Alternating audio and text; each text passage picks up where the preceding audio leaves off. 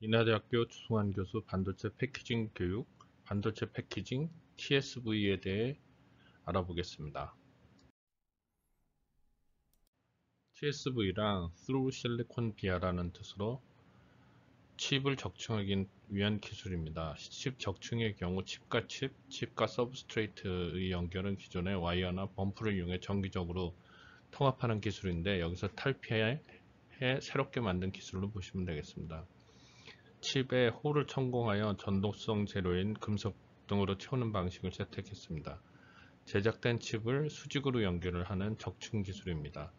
과거에 보면 오른쪽, 왼쪽, 그러니까 왼쪽 그 와이어 본딩으로 한 경우가 보입니다. 그리고 오른쪽에는 다시 그 각 칩 안에 구멍을 내서 직접 연결한 걸 볼 수가 있는데 과거에는 이렇게 선을 가지고 연결했던 거를 칩 사이에 쭉 하나의 그 구멍을 뚫어 가지고 연결하는 그런 기술이 되겠습니다. TSV가 왜 필요하냐면 장점은 연결 공간이 줄어들어 크기가 감소하고 정기적 특성이 우수한 것이 장점이 되겠습니다. 공정수하고 난이도가 높지만 기존 장비를 이용하여 스케일 다운 효과를 낼 수 있어 가격 경쟁력 효과가 발생합니다. 고속 대용량, 작은 크기, 적은 전력 소모를 충족시키는 해결법이라고 볼 수 있습니다. TSV는 오래된 기술로 1969년 특허를 시작으로 해서 IBM이 먼저 시작했다고 합니다. 그래서 여기 특허 보면 IBM 특허가 있고 히타치, 후지스 등이 이제 특허를 출원한 것을 볼 수 있습니다. TSV 패키지의 장단점은 패키지 크기가 감소하는데 평면도 감소하고 와이어 본딩이나 이런 것에 비해서 높이도 감소합니다. 성능도 향상되는데 성능은 저항이나 캐패시티 등이 감소하고 신호 전송 지연 시그널 딜레이가 감소합니다. 그리고 또 디바이스의 밴드위스를 향상시키고 파워 컨섭션을 감소시키고 여러 종류의 이종 디바이스를 집적하는데 헤테로지니어스 인테그레이션 하는 것에도 사용이 가능합니다. 제조 비용 감소, 다양한 기능을 하나의 칩을 구현하는 SoC보다는 여러 다른 기능을 갖는 칩을 하나의 패키지로 제작하는 유형의 비용이 훨씬 저렴한 걸 볼 수가 있습니다. 여기 보시면 POP 패키지 오브 패키지보다 TSV가 훨씬 더 사이즈가 작고 파워 컨섭션도 작고 밴드위스도 작은 것을 보실 수가 있습니다. TSV 성능 특성은 칩의 두께와 같은 길이로 축소를 할 수 있고 패키지 전체를 소용할 수 있고 전력 공급 경로와 신호 개수를 증가시키고 저전력 구현 가능하고 대역폭을 확대하는 등 전반적인 디바이스 성능 향상을 가져오고 있습니다. TSV 활용의 세 가지 유형은 메모리 적층, 스택할 때 사용하고 기존의 메모리 구성이 아닌 IO수가 대폭 늘어난 와이드 IO TSV 메모리를 구축할 수가 있습니다. 와이드 IO 인터페이스를 이용한 여러 칩을 연결하여 패키지를 구성하는 데 사용할 수가 있습니다. 그 대표적인 패키지가 뒤에서 설명할 2.5D 패키지 같은 데 사용한다고 보시면 되겠습니다. TSV를 이용한 칩 적층은 3D 구조, 2.5D 구조, 2.1D 구조가 있습니다. 각각 구조를 설명드리면 3D 구조는 모든 칩을 수직으로 적층한 그 형태를 말합니다. 이것의 용도는 3D 구조 메모리 칩인 HBM과 로직 칩을 인터포저 위에 병렬 배열하는 구조로 제작합니다. 그 위에 방열판을 장착하고 열 문제를 해결하는 그런 구조를 말합니다. 이것은 HBM은 3D 구조이고 로직 칩과 HBM은 2D로 배열해서 3D와 2D가 어정쩡하게 붙어 있기 때문에 그 사이인 2.5D라고 명칭을 합니다. 2.5D 구조는 SI 인터포저라는 걸 반드시 필요로 하는데 이게 SI 인터포저가 칩과 같기 때문에 여기에 구멍을 뚫을 수 있는 건 TSV입니다. 그래서 TSV를 사용하는 구조로 보실 수가 있습니다. 2.1D는 그 실리콘 인터포저 대신에 유기 인터포저를 사용하는데 서브스트레이트의 재료와 제작 공정이 유사하고 두 기술을 결합하여 인터포저 통합 기능을 수행합니다. TSV SSI는 반도체 칩 SI 인터포저에서 사용하기 때문에 따라서 유기 인터포저에서는 사용이 불가합니다. 그래서 서브스트레이트를 사용하는 2.1D 구조가 제한되었습니다. 인터포저 기능을 대체하는 서브스트레이트는 제조 난이도가 높고 제조 수율이 낮아 실리콘 인터포저만큼 미세한 금속 배선 제작이 어려운 공정으로 보시면 되겠습니다. 2.1D가 나온 가장 큰 이유는 실리콘 인터포저의 가격이 비싸기 때문에 그거를 저렴하게 만들기 위해서 만든 방식이라고 보시면 될 것 같습니다. TSV의 시장 상황은 메모리 칩을 이 HBM처럼 스태킹해서 쌓는 구조가 있고, 와이드 아이온 메모리라고 해서 그 메모리의 채널을 늘리는 그런 방식이 되겠습니다. 와이드 아이오 DRAM은 이 TSV를 사용해서 스태킹을 하고 그 DRAM을 오버몰딩한 거가 되겠습니다. 그리고 와이드 아이오 인터페이스는 TSV를 가지고 메모리 아니라 다른 칩까지 넣어서 만들어내는 그런 방식의 거를 얘기하는 겁니다. 메모리 TSV 적층에 관해서 알아보도록 하겠습니다. 슬레이브 칩은 최하단의 칩, 즉 마스터 칩 그 상면에 위치한 3개의 칩을 지칭합니다. 그림의 가운데 보면 표시가 마스터, 슬레이브 1, 2, 3 이렇게 되어 있습니다. 마스터 칩의 역할은 동일한 구조와 동일한 회로를 가지고 제작하고 CPU와 DDR4 인터페이스 동작 기능을 구현하는 게 특징입니다. 슬레이브 칩의 메모리 셀 영역을 컨트롤합니다. 전력 소모, 마스터 칩에서 대부분 전력 소모를 하고 슬레이브 칩은 수동적인 동작으로 그 전력 소비량이 적은 것이 특징입니다. 동작의 특성은 4개의 칩이 적층 상태이나 동작은 하나의 칩과 같이 동일하게 활용되는 그런 구조로 보시면 됩니다. 삼성은 2014년 8월에 세계 최초로 3차원 적층 TSV 기반 DDR4 DRAM 모듈을 양산했고, 하이닉스는 2014년 7월에 HBM을 양산하기 시작했습니다. TSV의 DRAM 적용, 와이어를 이용한 칩 적층, 칩의 센터에는 와이어 연결이 불가하고 여러가지 단점이 있어서 TSV 경우에는 칩의 정중앙에도 홀을 뚫어 전극을 형성하고 서로 연결 가능한 것이 와이어 적층에 비해서 특징이 되겠습니다. 핀의 개수도 와이어를 이용한 경우보다 더 많이 배치가 가능하고 핀의 개수 증가의 장점을 활용할 수가 있습니다. 그래서 D램에서 새로운 아키텍처로 개발된 메모리가 HBM 하이밴드위스 메모리가 되겠습니다. 그림의 오른쪽에 있는 요거를 HBM이라고 생각하시면 됩니다. 그리고 2.5D 어플리케이션에서 GPU하고 같이 연결돼서 사용되는 그런 예를 보여주고 있습니다. HBM 하이 밴드위스 메모리가 요즘 각광을 받고 있는데 1GB 용량 기준으로 DDR4 패키지는 HBM 패키지의 37배, DDR3 패키지는 44배가 더 크다고 합니다. 사이즈가 작고 효율적인 걸 알 수 있습니다. 그래서 특성은 HBM 기반으로 구현한 2.5D SIP 모듈의 크기는 매우 작고 효율성도 매우 우수하고 전력 소모율도 매우 낮습니다. HBM의 최하단 위치에 로직 칩을 베이스 다이로 지정하고 전체 구조는 로직 회로에 위치하고 TSV 형성되는 TSV 영역, 테스트 진행하는 테스트 포트 에어리어로 구성됩니다.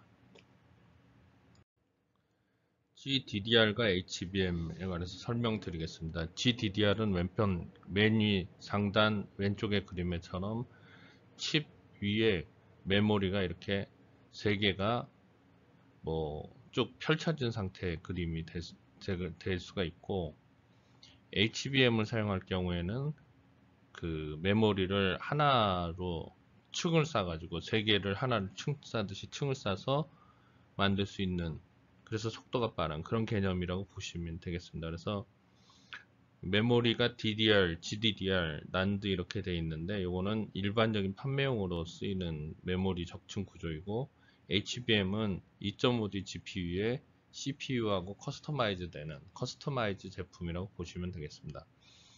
HBM은 SOC와 결합한 SIP의 개념, 그 시스템 인 패키지의 개념으로 보시면 되겠습니다.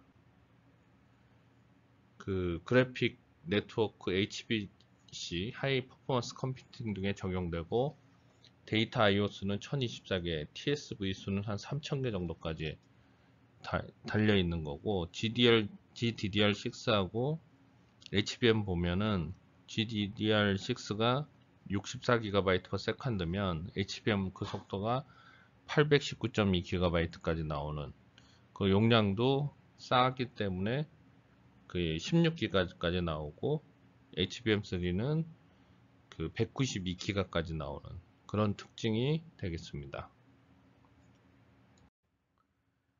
TSV 와이드 IO 메모리는 HBM으로 볼 수가 있는데 실리콘 웨이퍼로 제작된 인터포즈를 이용하여 SOC와 연결하는 2.5D 패키지에 사용되는 메모리를 지칭합니다. 실리콘 인터포저의 메탈 배선 및 TSV를 형성합니다. 그래서 인터포즈를 통한 배선의 효율적 구성으로 전체 모듈 형태의 성능 향상이 가능한 것이 특징이 되겠습니다. 여기 SK 하이닉스의 비디오를 보실 수가 있습니다. 그러면 여기 보면 뭐 MR 머프라는 새로운 방식으로 해서 두께를 낮춘 게 일반 HBM에 대해서 성능이 향상된 것을 볼 수가 있습니다. 그리고 HBM3는 12레이어로 구성이 되어 있습니다. TSV 패키지로 아까 계속 설명드렸던 2.5D 메모리를 장착하는 기술이 되겠습니다. 그래서 역할은 IC 칩과 PCB 사이에 추가적으로 삽입하는 기판, 중간 단계에서 배선을 구현해 미세 패턴 연결을 도와주는 부품으로 보시면 될 것 같습니다. 실리콘 인터포저는 SI 웨이퍼로 제조되어 높은 열적 안정성, 소재 비용과 공정 비용이 높은 단점이 있습니다. 유기 인터포저는 소재 비용과 공정 비용이 낮은데 실리콘과 같은 고밀도 구현이 불가능하고 이건 SI 와이퍼가 아니기 때문에 TSV를 사용할 수 없는 그런 공정으로 보시면 되겠습니다. 그래서 반도체로에서의 인터포저는 여기 보시면 그 메모리 스택에도 TSV가 되고 그리고 인터포저가 이제 실리콘 웨이퍼이기 때문에 거기서 구멍을 뚫어서 전 웨이퍼에 직접 연결하면 이게 TSV가 되겠습니다. 이런 구조로 되어 있는 거를 2.5D라고 합니다. 그래서 하이 밴드위스 메모리하고 GPU나 CPU가 들어가고 그 사이에 실리콘 웨이퍼 기반으로 한 인터포저가 들어가고 여기에 그 마이크로 범프나 범프를 사용해 가지고 BGA 기판에다가 붙이고 요게 다시 PCB에 붙는 그런 구조로 되어 있는 거를 2.5D라고 하고 2.5D라는 말을 쓰는 이유는 로직 다이 HBM은 3D고 이 평면을 이렇게 펼쳐서 하기 때문에 그거를 2D라고 하는데 2D하고 3D를 합쳐놨기 때문에 그 중간에 2.5D라고 합니다. 근데 여기서 특이한 거는 TSV가 있으면 실리콘이죠. 왜 그러냐면 웨이퍼 위에 구멍을 뚫었으니까 TSV는 웨이퍼 위에 그 구멍을 뚫는 거고 유기 인터포저 일반 서브스트레이트 기판이나 PCB 기판 같은 경우에는 거기에다 구멍을 뚫으면 그걸 TSV라고 부르지 않습니다. 그래서 실리콘 인터포저는 TSV가 있는 거, 유기 인터포저는 TSV가 없는 그런 형태의 연결하는 거를 인터포저라고 합니다. 두 가지 종류가 있는 걸 설명드리고 있습니다. 그리고 최근에는 뭐 글라스로 만드는 인터포저가 나오고 있습니다. 2.5D GPU, SK 하이닉스가 신규 HBM의 개요에 관해서 설명드린 그림에서 갖고 왔는데 2.5D 인터포저를 통해 각기 다른 기능을 다하는 칩 또는 패키지를 연결하는 그런 기술로 보시면 될 것 같습니다. 인터포저를 통하여 각 시그널과 파워가 모아지고 이를 실제 실장할 수 있는 크기의 솔더 범프를 인터포저에 형성한 것이라고 보시면 되겠습니다. 인터포저는 일종의 RDL 공정과 TSV 공정을 통해서 제작되는 게 특징입니다. 그래서 2기가 D램을 24층을 쌓아서 24기가가 되는 거고, HBM의 와이드 iOS가 1024개로 해서 iOS가 초당 6.4GB로 그 속도가 전송되는 걸 볼 수 있고, 대역폭을 계산하면 6.4 곱하기 1024를 하면 거기에다가 기가바이트를 메가바이트로 바꾸면 892.2GB의 속도로 대역폭이 계산될 수가 있습니다. TSV의 공정에 따른 분류가 되겠습니다. 비아 퍼스트는 TSV 비아 구멍이죠. 그거를 처음으로 생성하는 거를 얘기하고 있습니다. 그래서 왼쪽에 보면은 그림에 비아 퍼스트, 비아 미들, 비아 라스트, 비아 애프터 본딩. 그래서 비아 퍼스트는 시모스 형성 전에 먼저 비아를 형성하고 비아의 전도성 재료를 채운 후 시모스 공정, 금속 배선 공정, 하나는 FEOL이라고 그러고 하나는 BEOL이라고 하죠. 그거가 끝나고 나면 금속 계열 전도성 재료를 비사용하는 그런 거를 말합니다. 패키지에서 범프를 제작하고 적층하는 공정 순서고, 공정 중 가장 먼저 비아가 형성되는 그런 형태를 비아 퍼스트라고 합니다. 비아 미들은 먼저 시모스를 형성하고 금속 배선 공정 전에 비아를 만들고 전도성 재료인 금속을 채운 후 금속 배선 공정을 진행하는 것으로 하고, 그 이후에 이제 범퍼 형성하고 적층을 진행합니다. 전체 공정 중에 중간에 비아가 형성해서 비아 미들이라고 합니다. 비아 라스트는 시모스 형성, 금속 배선층 형성 등의 웨이퍼 공정을 모두 완료한 후에 패키지 공정에서 비아를 형성하고 전도성 금속을 채운 후 범프를 형성하는 그런 구성의 공정이 되겠습니다. 적층을 하기 때문에 웨이퍼 공정 후에 비아를 형성하는 것이 특징이 되겠습니다. TSV 공정은 초기에는 웨이퍼 전면에 비아를 형성하는 비아 라스트가 개발되었지만 현재 비아 라스트를 적용하는 제품들은 모두 웨이퍼 후면에서 비아를 형성하는 방법을 선호합니다. 비아 퍼스트는 시모스 형성 공정상 1000도 이상의 고온 공정이 포함되기 때문에 비아를 채우는 전도성 재료로 금속 사용이 불가한 것이 특징입니다. 도핑된 폴리실리콘을 전도성 재료로 사용하여 비아를 채우는 기법, 전도도가 낮고 좋은 제품 특성의 한계로 지금은 비아 퍼스트를 선호하지 않습니다. 현재 TSV를 적용하는 제품 중에서 가장 일반적으로 적용하는 게 비아 미들이 되겠습니다. TSV 공정 중에서 비아 미들 공정에 대해 설명드리도록 하겠습니다.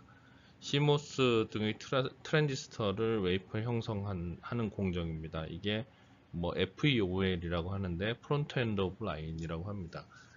TSV 형성을 위치해 하드 마스크를 이용해서 패턴을 형성하고 HM이 없는 개방 부분에 있는 SI를 드라이 에칭으로 제거하고 딥 트렌치를 생성합니다. 산화물 등의 절연막을 CVD 공정으로 형성을 합니다. 절연막은 트렌치를 채울 CU와 같은 금속이 실리콘과 절연하는 그런 것으로 패키지 공정에서 웨이퍼 후면을 그라인딩 과정에서 채워진 CU로 인한 SI 오염 방지를 하는 게 목적입니다. 그 다음에 다섯 번째 공정은 형성된 절연막 위에 금속 방막층을 형성합니다. 시드 배리어를 형성한다고 보시면 되고, 금속 방막층을 이용해서 CU 금속을 전해 도금하고 CMP로 평탄화하고 동시에 웨이퍼 상면에 있는 CU 모두를 제거하고 트렌치에만 CU가 채워져 있는 상태를 구성합니다. 후속 금속 배선 공정을 진행하고 웨이퍼 공정을 완료시킵니다. TSV 공정에서 디본딩 공정인데, TSV를 이용한 패키지 전체 공정 중에서 기술 난이도가 높은 부분이며 캐리어 웨이퍼를 붙였다가 공정 후에 떼는 템퍼러리 본딩을 의미합니다. 공정 후에 캐리어 웨이퍼를 떼어놨을 때 아주 잘 떨어져야 하고 접착제 등 불순물 찌꺼기가 실제 공정을 진행해야 하는 웨이퍼 표면에 잔존하지 않아야 됩니다. 디본딩 방법으로 분류가 되고 디본딩 방법으로는 솔벤트를 빼는 거죠. 접착제를 녹여내기 위해 솔벤트를 사용하는 거고, 레이저 디본드는 접착제 레이저를 조사하여 폴리머 구조를 변환시킨 후에 떼어내는, 그러니까 쉽게 떼어낼 수 있게 레이저로 디본딩을 시키는 거죠. 메카니컬 디본딩은 기계적으로 열을 가하거나 또는 상온에서 옆으로 슬라이딩 시키거나 해서 그대로 떼어내는 그런 공정을 말하고 있습니다.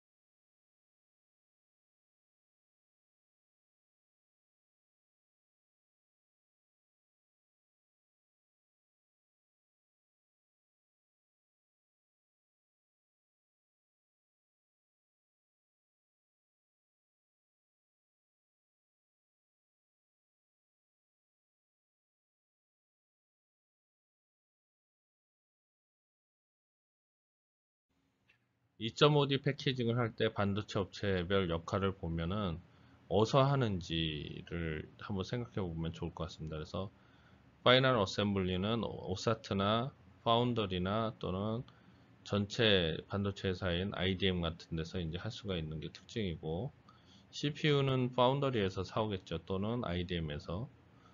그러면 뭐 그 CPU를 사오고, HBM은 IDM 또는 삼성이나 SK 같은 곳에서 이제 HBM을 만들어 오는 패키징 하는 그런 게 되겠습니다.